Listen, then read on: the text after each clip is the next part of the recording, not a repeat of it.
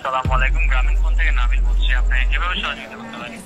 আপনি সহযোগিতা করতে পারবেন মানে আমি মোহাম্মদ মাসুদ রানা, রানা রূপে বাদশাহ, রাজমিস্ত্রি।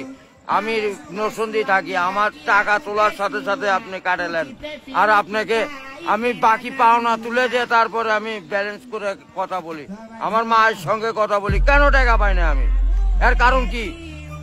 কেন দেওয়া হবে না আমাকে? আমি কি চতুর্থ না ডাকাত? আপনার সমস্যা সমস্যাই তো।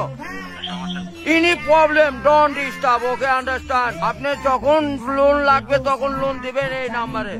আমার মার সঙ্গে কথা বলতে হয়, আমি লোন ক্লিয়ার করি। তো আমাকে লোন দিবেন না কেন? আপনি কি ইমার্জেন্সি ব্যালেন্স দিতে পারছেন না? লাস্ট ইমার্জেন্সি মানে আমার মা আগে না আপনার অফিস আগে কিনা অফিস উড়াই দেবো কিন্তু মাথা গরম করলে। আমি দেশের নাগরিক না। যখন আমি ব্যালেন্স আপনার থেকে লোন চাবো, চাওয়া মাত্র এই নাম্বারে দিবেন। তো ইংলিশ বুঝি না, ইংলিশ কোন মানে? এই আমার সাথে ইংলিশ বলেন কেন? বাংলাতে কথা বলবেন। আপনি বাংলাদেশের নাগরিক না?